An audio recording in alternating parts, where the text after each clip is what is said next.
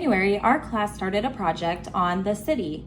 Mrs. Haver, our teacher, divided us up into committees by where we live. That way we could work at home. My committee was me, Jimmy Fargo, and Sheila. Our topic was transportation. We decided to make my apartment the meeting place because I'm the only one of the three of us who's got his own bedroom. In a few weeks, each committee has to hand in a booklet, a poster, and be ready to give an oral report. The first day we got together after school, we bought a yellow poster board. Jimmy wanted a blue one, but Sheila talked him out of it. Yellow is a much brighter color, she explained. Everything will show up on it. Blue is too dull. Sheila thinks she's smarter than me and Jimmy put together, just because she's a girl. So right away she told us she would be in charge of our booklet and me and Jimmy could do most of the poster, as long as we check with her first to make sure she likes our ideas.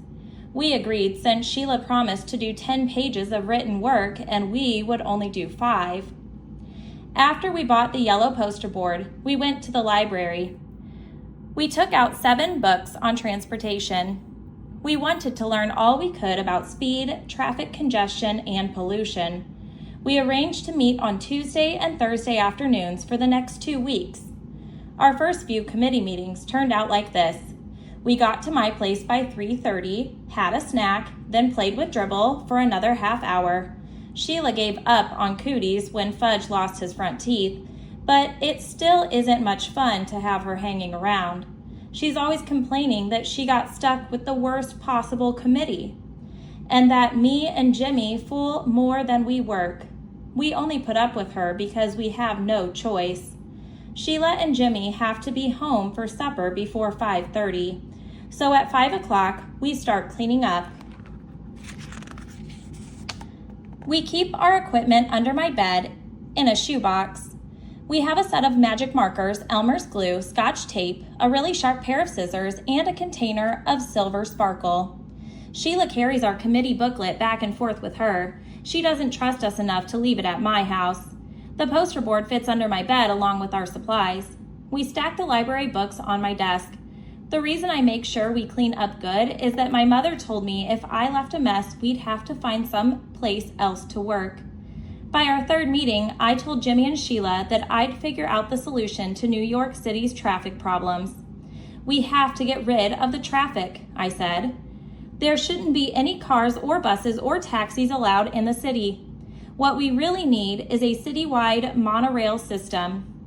That's too expensive, Sheila said. It sounds good, but it's not practical. I disagree, I told Sheila. It's very practical. Besides getting rid of traffic, it'll get rid of air pollution and it'll get people where they're going a lot faster. But it's not practical, Peter, Sheila said again. It costs too much. I opened one of my books on transportation and read Sheila a quote. A monorail system is the hope of the future. I cleared my throat and looked up. But we can't write a report just about the monorail, Sheila said. We'll never be able to fill 20 written pages with that. We can write big, Jimmy suggested. No, Sheila said. I want a good mark on this project. Peter, you can write your 5 pages about the monorail system and how it works. Jimmy, you write your 5 pages about pollution caused by transportation. And I'll write my 10 pages on the history of transportation in the city. Sheila folded her arms and smiled. Can I write big? Jimmy asked. I don't care how big you write as long as you put your name on your 5 pages, Sheila told him. That's not fair, Jimmy said. This is supposed to be a group project. Why should I have to put my name on my 5 pages? Then don't write big, Sheila shouted. Okay, I'll write so small, Mrs. Haver will need a microscope to see the letters. Very funny, Sheila said. Look, I told both of them. I think all our written work should be in the same handwriting. That's the only fair way. Otherwise, Mrs. Haver will know who did what, and it won't be a group project. Say, that's a good idea, Jimmy said. Which one of us has the best handwriting? Me and Jimmy looked at Sheila. Well, I do have a nice even script, Sheila said. But if I'm going to copy over your written work, you better give it to me by next Tuesday. Otherwise, I won't have enough time to do the job. and you two better get going on your poster." Sheila talked like she was the teacher and we were the kids. Me and Jimmy designed the whole poster ourselves. We used the pros and cons of each kind of transportation. It was really clever. We divided a chart into land, sea, and air, and we planned an illustration for each, with the airplane done in silver sparkle and the letters done in red and blue magic marker. We got halfway through the lettering that day. We also sketched in the ship, the plane, and the truck. When Sheila saw it, she asked, "Is that supposed to be a train?" "No," I told her, "it's a truck." "It doesn't look like one," she said. "It will," Jimmy told her, "when it's finished." "I hope so," Sheila said, "because right now it looks like a flying train." "That's because the ground's not under it yet," Jimmy said. "Yeah," I agreed. "See, we've got to make it look like it's on a street. Right now, it does kind of look like it's up in space." "So does the ship," Sheila said. "We'll put some water lines around it," I told her. "And some clouds around the plane," Sheila said. "Listen," Jimmy hollered. "Did anybody ever tell you you're too bossy? This poster is ours. You do the booklet. Remember, that's the way you wanted it." "See, there you go again," Sheila said. "You keep forgetting this is a committee. We're supposed to work together." "Working together doesn't mean you give the orders and we carry them out," Jimmy said. My feelings exactly, I thought. Sheila didn't answer Jimmy. She picked up her things, got her coat, and left. "I hope she never comes back," Jimmy said. "She'll be back," I told him. "We're her committee." Jimmy laughed. "Yeah, we're all one happy committee." I put our poster under the bed, said goodbye to Jimmy, then washed up for supper. My mother was being pretty nice about our committee meetings. She arranged to have Fudge play at Ralph's apartment on Tuesdays and at Jenny's on Thursdays. Sam has the chicken pox, so he can't play at all. I was glad that next week would be our last committee meeting after school. I was sick of Sheila, and I was getting sick of transportation. Besides, now that I knew a monorail system was the only way to save our city, I was getting upset that the mayor and all the other guys that run things at City Hall weren't doing anything about installing one. If I know that's the best method of city transportation, how come they don't know it? The next day, when I came home from school, I went into my bedroom to see Dribble like I always do. Fudge was in there, sitting on my bed. "Why are you in my room?" I asked him. He smiled. "You know you're not supposed to be in here. This is my room." "Want to see?" Fudge said. "See what?" "Want to see?" "What? What are you talking about?" I asked. He jumped off my bed and crawled underneath it. He came out with our poster. He held it up. "See?" he said. "Pretty." "What did you do?" I yelled. "What did you do to our poster?" It was covered all over with scribbles in every color magic marker. It was ruined. It was a mess, and it was ruined. I was ready to kill Fudge. I grabbed my poster and ran into the kitchen to show my mother. I could hardly speak. "Look," I said, feeling a lump in my throat. "Just look at what he did to my poster." I felt tears come to my eyes, but I didn't care. "How could you let him?" I asked my mother. "How? Don't you care about me?" I threw the poster down and ran into my room. I slammed the door, took off my shoe, and flung it at the wall. It made a black mark where it hit. Well, so what?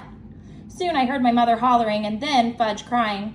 After a while, my mother knocked on the bedroom door and called, "Peter, may I come in?" I didn't answer. She opened the door and walked over to my bed. She sat down next to me. "I'm very sorry," she said. I still didn't say anything. "Peter," she began. I didn't look at her. She touched my arm. "Peter, please listen." "Don't you see, Mom? I can't ever do my homework without him messing it up. It just isn't fair. I wish he was never born. Never. I hate him." "You don't hate him," my mother said. "You just think you do." "Don't tell me," I said. "I mean it. I really can't stand that kid." "You're angry," my mother told me. "I know that, and I don't blame you. Fudge had no right to touch your poster. I spanked him." "You did?" I asked. "Fudge never gets spanked. My parents don't believe in spanking." "You really spanked him?" I asked again. "Yes," my mother said. "Hard?" I asked. "On his backside," she told me. I thought that over. "Peter," my mom put her arm around me. "I'll buy you a new poster board tomorrow. It was really my fault. I should never have let him into your room." That's why I need a lock on my door, I said. I don't like locks on doors. We're a family. We don't have to lock each other out. If I had a lock, Fudge wouldn't have gotten my poster. It won't happen again, my mother promised. I wanted to believe her, but really I didn't. Unless she tied him up, I knew my brother would get in my room again. The next day, while I was at school, my mother bought a new yellow poster board. The hard part was explaining to Jimmy that we had to start all over again. He was a good sport about it. He said this time he'd make sure his truck didn't look like a flying train, and I said this time I'd make pencil marks first so my letters didn't go uphill. Our committee met that afternoon. Sheila didn't mention the last time. Neither did we. Me and Jimmy worked on the poster while Sheila copied our written work into the booklet. We'd be ready to give our oral report to the class on Monday. Not like some committees who hadn't even started yet. By 5 o'clock, we had finished our poster and Sheila was almost done with the cover of our booklet. Jimmy walked over and stood behind her, watching her work. After a minute, he yelled, "What do you think you're doing, Sheila?" I got up from the floor and joined them at my desk. I took a look at the cover. It was pretty nice. It said, "Transportation in the City." Under that, it said, "By Sheila Tubman, Peter Hatcher, and James Fargo." And under that, in small letters, it said, "Handwritten by Miss Sheila Tubman." Now I knew why Jimmy was mad. "Oh no," I said, holding my hand to my head. "How could you?" Sheila didn't say anything. "It's not fair," I told her. "We didn't put our names on the poster." "But the cover's all done," Sheila said. "Can't you see that? I'll never get the letter so straight again. It looks perfect." "Oh no," Jimmy shouted. "We're not handing the booklet in like that. I'll rip it up before I let you." He grabbed the booklet and threatened to tear it in half. Sheila screamed, "You wouldn't! I'll kill you! Give it back to me, Jimmy Fargo!" She was ready to cry. I knew Jimmy wouldn't tear it up, but I didn't say so. "Peter, make him give it back." "Will you take off that line about your handwriting?" I asked. "I can't. It'll ruin the booklet." "Then I think he should rip it up," I said. Sheila stamped her foot. "Ugh, I hate you both." "You don't really," I told her. "You just think you do." "I know I do," Sheila cried. "That's because you're angry right now," I said. I couldn't help smiling. Sheila jumped up and tried to get the booklet, but Jimmy held it over his head, and he's much taller than Sheila. She had no chance at all. Finally, she sat down and whispered, "I give up. You win. I'll take my name off." "You promise?" Jimmy asked. "I promise," Sheila said. Jimmy set the booklet down on my desk in front of Sheila. "Okay," he said. "Start." "I'm not going to make a whole new cover," Sheila said. "What I'll do is turn this bottom line into a decoration." She picked up a magic marker and made little flowers out of the words. Soon, handwritten by Miss Sheila Tubman, turned into 16 small flowers. "There," Sheila said, "it's done." "It looks pretty good," I told her.